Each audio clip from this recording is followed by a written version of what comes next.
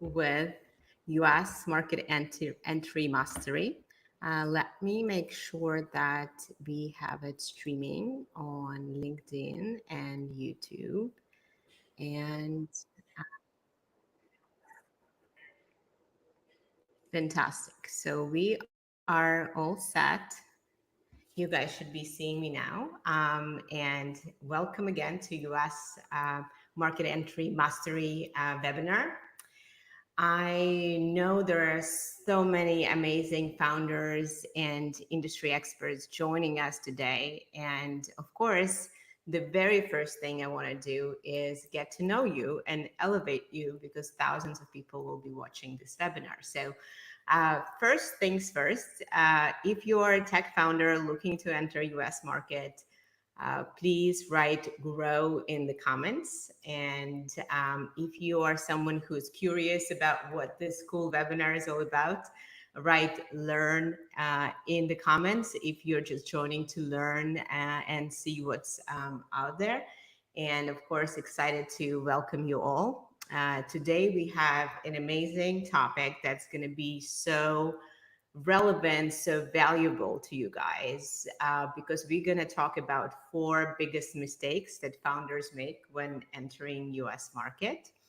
And of course, those are the very mistakes that some of you might be making and or about to make. And so that's something we really, really want to avoid and make sure that you can stay till the end in this webinar and get a special free growth resource for you and your business. And so if you're just joining, make sure you stay till the end.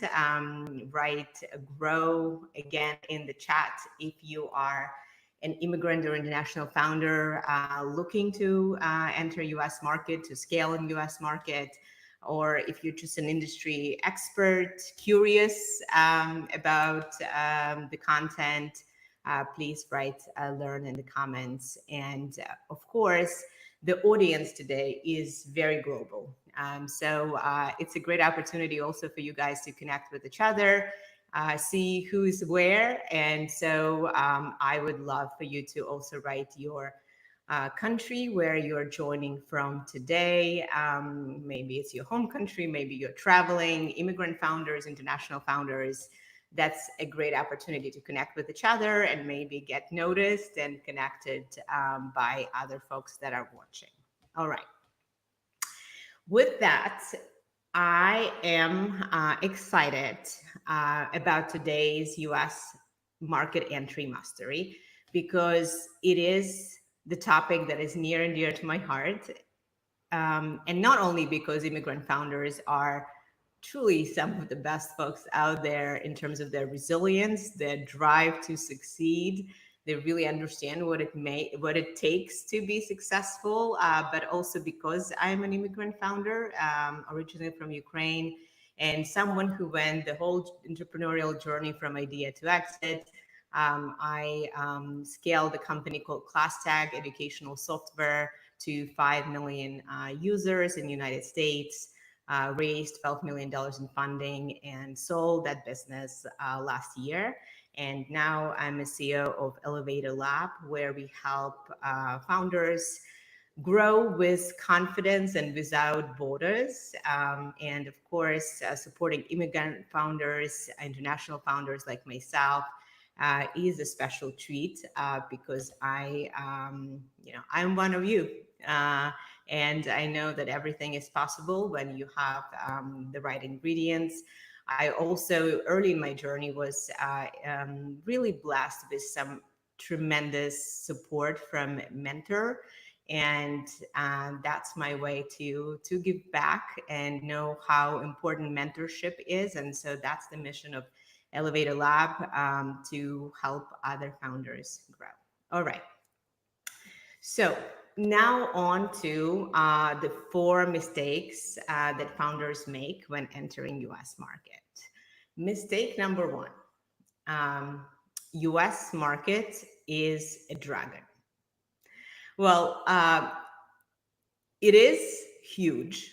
it is competitive, right? And so that's why many folks think it's a dragon. But I can tell you from my own experience that this is the kind of dragon that can be won over. And so if you want to fight the dragon, if you want to expand in US and grow a massive business and achieve your goals and dreams, write dragon in the chat, because that's exactly the kind of beast that we're gonna tackle today. And so, what that means, right? What that mistake effectively makes you feel, right? It makes you feel overwhelmed, not knowing where to start, right? Obviously, U.S. market is huge, right? 320 million people.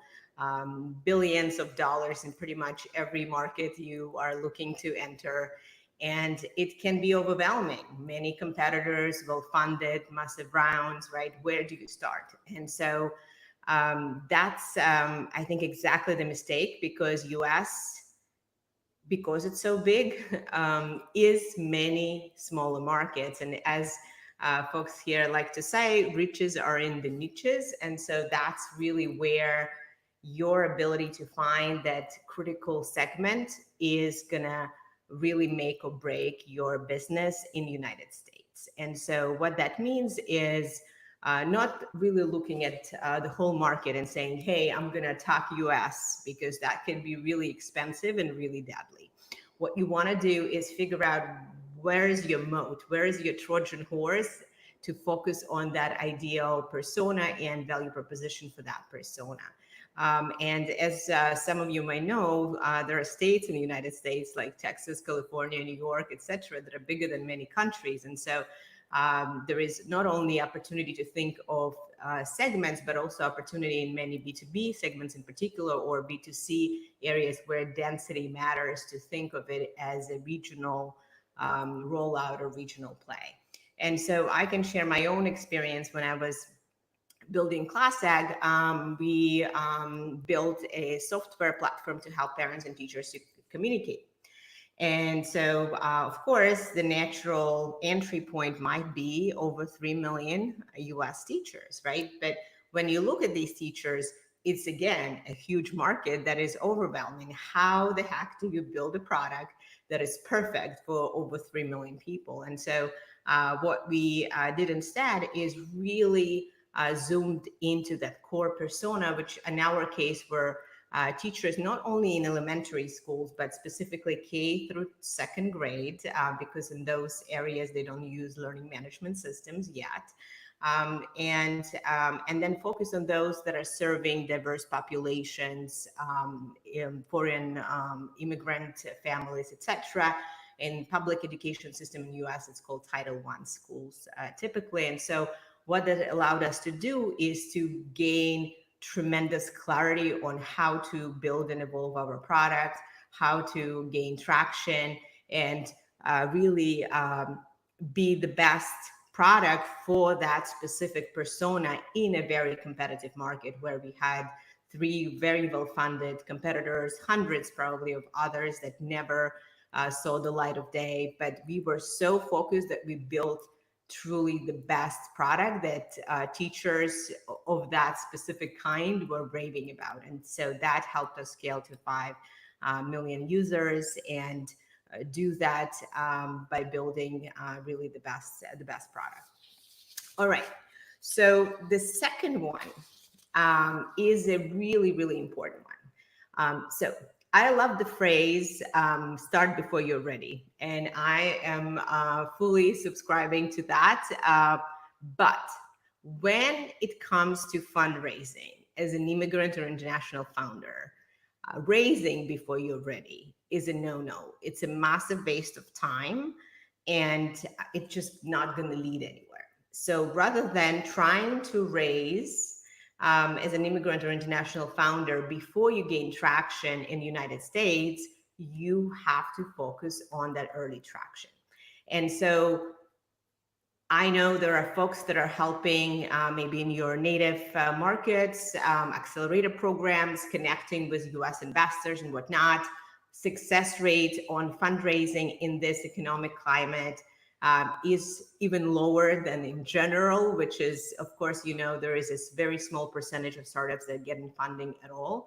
And so that's why it's so important that you really stuck your steps. So you don't waste your valuable time um, doing something, trying to raise when all you need is that early traction in market.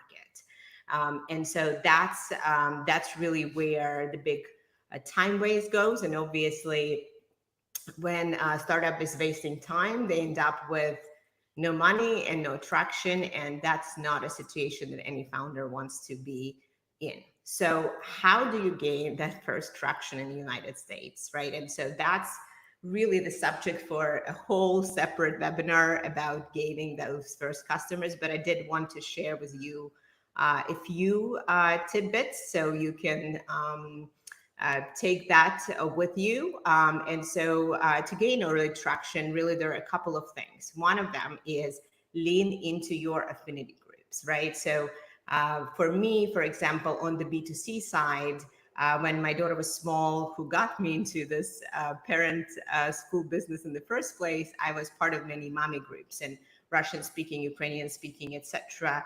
And that allowed me to leverage those connections I've built, the trust I've built to get into the schools of those respective parents. So on B2C side, it's effective to use communities, digital or offline communities. On B2B side, you can simply go to LinkedIn, where you are watching this, and filter for languages, right? Let's say you are joining from Latam and maybe you speak Portuguese. So go and filter for Portuguese and whatever the titles are, and reach out, right? And so those early people are the ones who will need to take a bet on you, right? And so if you have something in common, such as language, such as your country of origin, it certainly is going to go a long way. So that's another tip for you. But again, it is critical that you show signals in the market.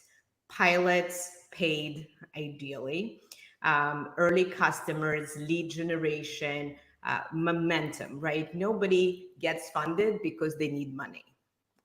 If people think that because they need money, they get funding, that's a la la land, right? So as entrepreneur, you get funding because your ship is sailing and other people want to be part of it, whether it's investors, employees, industry experts, and other people who's going to fuel your growth.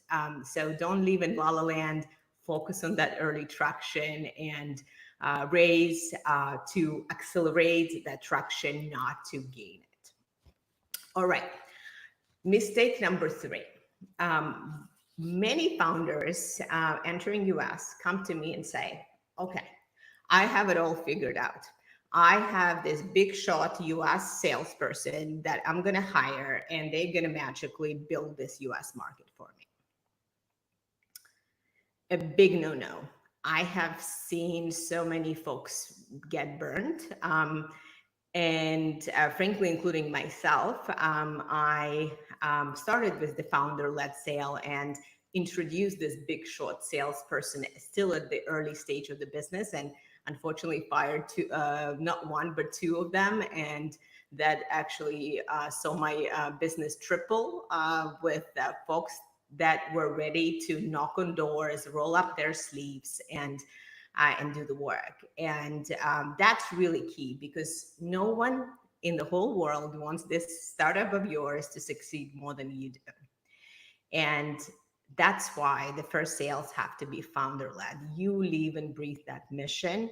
You can learn to sell, or if you don't know yet how to sell, that's certainly a core skill, whether it's marketing or sales. It's all sales, right? You're selling all day long as a founder to everyone you meet.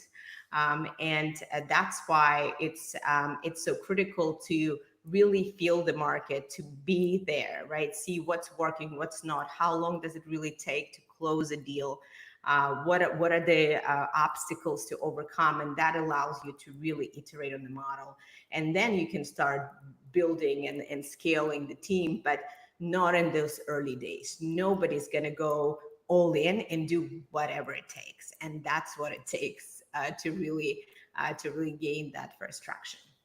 So no big shot US salespeople with huge Rolodex. Start yourself. I know it's uncomfortable and it's good to hide behind someone who seems to have authority, but that strategy fails many more times than it works. All right. So we talked about three mistakes, and now we are on number four, which I think is the biggest misconception of all.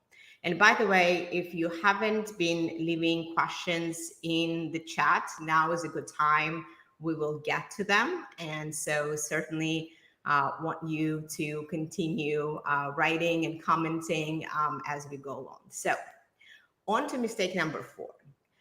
What I'm hearing and get very disappointed by international immigrant founders is they are concerned about their accent. They are concerned about being immigrant and not being able to do something just because they're an immigrant. Who's going to trust? Because the company is an international company, or they have this awkward accent or whatever that is, right?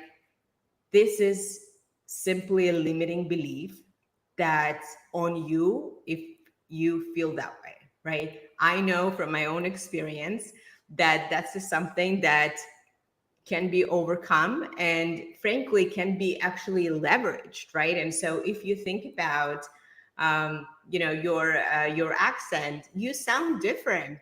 Name Vlada, I bet when I was cold calling in the early days, there are very few folks that were receiving calls from someone with that name, right? So it's your uniqueness, and so that makes it much easier for you to be remembered. And in fact, I recall calling principals in the early days, and there was actually one of our very first customers. He every time I called him, he's like, "Oh, again, this Ukrainian lady. Like, what do you want, right, or something?" And so it really created this connection and more personal touch. And yes, he took a bet on us. Even though we were just starting and we didn't have any proof points with the customers, etc. So don't put the limiting beliefs on yourself. Other people will put you in the boxes and give you 6,000 reasons why you will not succeed. Don't do it for yourself, right? Just know that everything is possible and you will do it, and leverage your strength, embrace your accent, and just be yourself and talk about it, right? Not as an immigrant founder, you're a founder, and there are very few people who have the guts and willing to do the work that it takes to actually see their company succeed. So be proud of that and lean in and don't hold yourself back. All right, so we talked about four biggest mistakes. So again, the first one is US market is a beast and it's very competitive and huge and overwhelming. So here we focus on ideal persona and find this Trojan horse to get into the market. Number two, we talked about, what did we talk about? Number two, we talk about raising before you're ready. And this is where really founders need to focus on gaining that early traction before they start fundraising from US investors. Otherwise, they waste their time and that can be deadly. Number three is not relying on this big shot US salesperson. You are your best salesperson, or you have to be. And number four, being an immigrant, having an accent is your strategic asset. So don't hold yourself back. All right. So before we turn to questions, I do want to say that for those folks who are really serious about taking action, growing in the United States, I am offering a free growth session to help you accelerate growth and tailor the advice to your specific situation.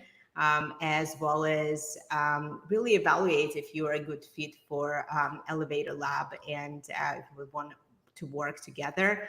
Of course, when we work with founders, we go all in. So it's not only content and one-on-one mentorship, but it's also connections. It's also introductions. It's also just leveraging all the experience and access to the market that was built over the years. And so we don't work with all founders. We work with action takers who are willing to put the hard work and who want to succeed and do whatever it takes. So that's that. So in order to get access to this free growth session, uh, please DM me on LinkedIn, write a direct message and say growth, and I'll follow up with an invite to schedule time for your free growth session. And I'm excited to meet you action takers who are looking to grow and scale in the United States. Fantastic. Well, I know we have a lot of questions, so I did want to bring up my colleague Eva, who is leading growth at Elevator Lab and working with founders as well, to help me see the questions. So let's see. I am going to see where Eva is. One moment.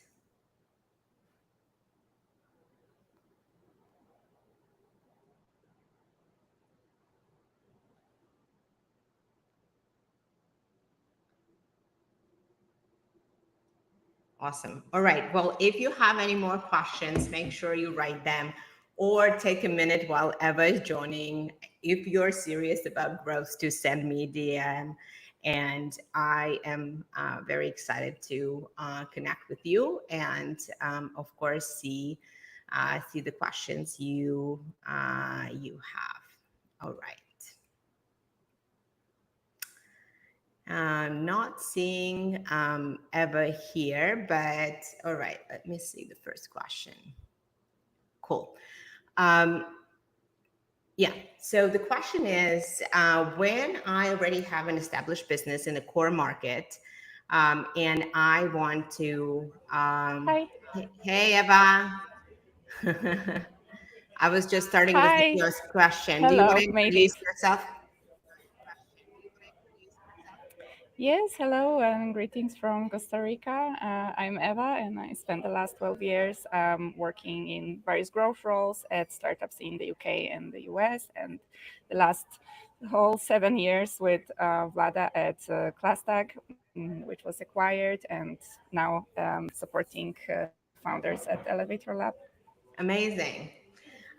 Eva is a true asset to any entrepreneur in their journey, and certainly my was a critical part of our success at ClassTech. So excited to be working together. And Eva, I started with the first question about what happens when you have a core market and you need to continue growing that.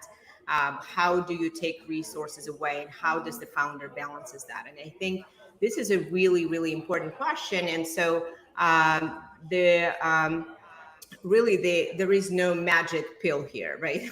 The only way to enter a complex market like US that has a huge promise but also takes a lot of diligence and hard work is to have a reliable partner in the core business in the home country, right? If it's not a global scaling, if it's more of a kind of country to country entrance. And so that's why, if you have a right hand, if you maybe it's a head of product who can take that role, head of sales, COO, other folks who've been with you. But of course, it's only possible if you have already processes in place so that the machine can work, right? Not that you will have to dedicate 100% of your time, but those early stages are so critical that if you're trying to sit on two chairs at the same time and you don't have a really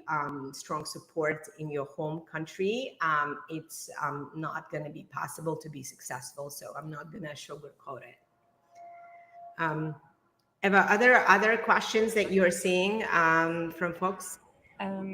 Yes, we have a question from Jazz, and Jazz is asking, in building a supportive community around my brand, what concrete actions can I take to foster engagement, loyalty, and advocacy among American customers?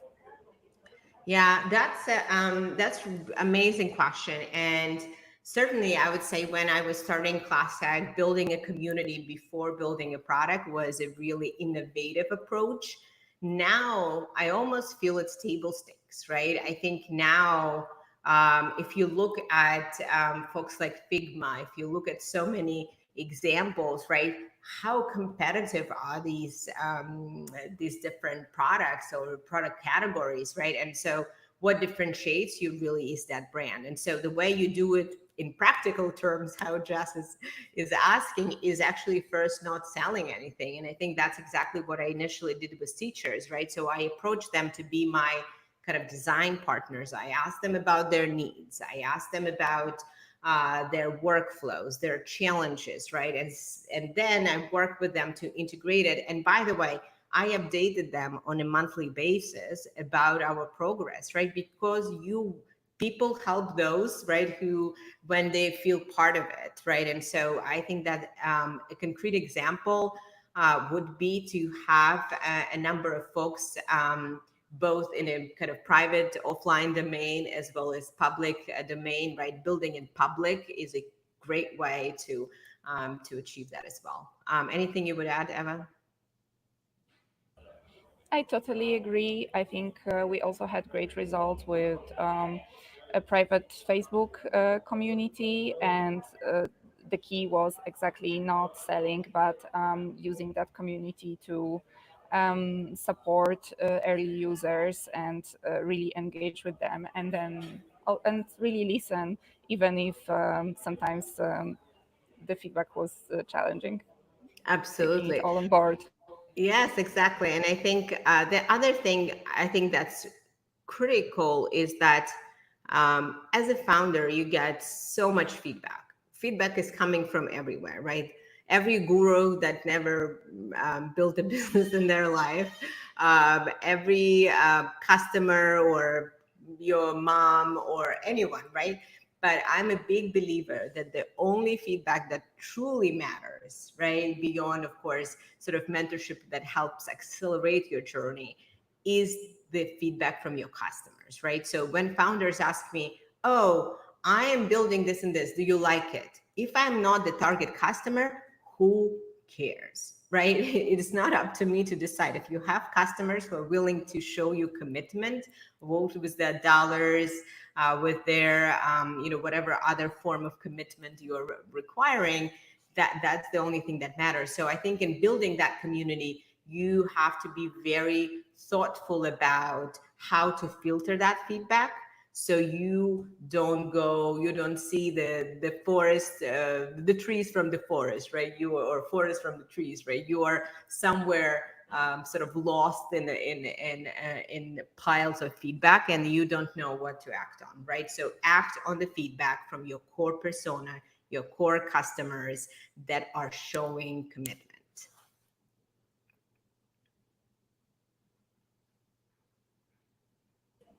So we can do one more. Yes, I think we have a minute Yeah. left. Let's do one more. Yes. So one other question that is coming up a lot, I think, with the entrepreneurs that we work with is about. I'm a founder. I want to enter the US. I'm really excited about it, but my investors are not so sure how to get them on board and how to sort of sell that idea to all the other stakeholders and investors in particular. Yeah, that's a great question. And I think the common mistake here is people have this grand launch or grand entry that requires millions of dollars, right? And yes, that's scary for investors because you're, going again to, completely unknown and saying, I'm gonna bet my whole house on that thing, right? And so that just it's just not really smart, right? what you do is you go through iterations, right? So you dip your toe, right? You find, yes, you need to do that customer discovery. That's absolutely critical. And even if you're outside of United States, going to conferences, connecting with people, mastering that customer development process is absolutely critical. And then, from there, again, it goes back to getting that early traction, because getting investors on board when you have growth, when you have traction, that's a whole different story from, hey, I have this dream. We're going to go there. It costs you $6 million, and, wire the money here, right? That's a, Cinderella or La La Land or whatever story, whatever your fairy tale story is. It just doesn't work like that. And so don't wait, take action. If that's what you want to do strategically, you can start doing it very cost effectively. And if you are really smart about that customer development process, and do things that don't scale, right, as they say, right, how to sort of hack and get to those first customers who are going to trust you. And we talked about it in the webinar today briefly as well.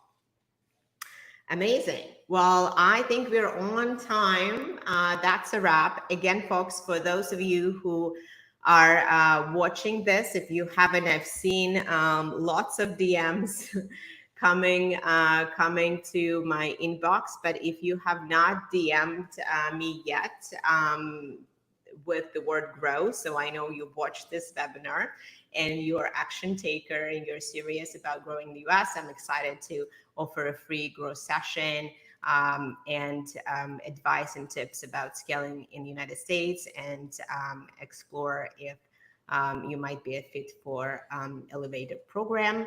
And I think we call it a day. Thank you guys for joining. It was a true pleasure. I wish you all the best. And please, if you're not following a newsletter or a podcast, we have a tech startup founder newsletter on LinkedIn that comes out weekly, as well as the podcast with various founders and industry experts to, again, elevate your journey. Those are great resources. And so for those of you who would learn, or for those of you who are not quite ready to scale, those are great ongoing resources to continue to support you. Amazing. Thank you, guys. Bye.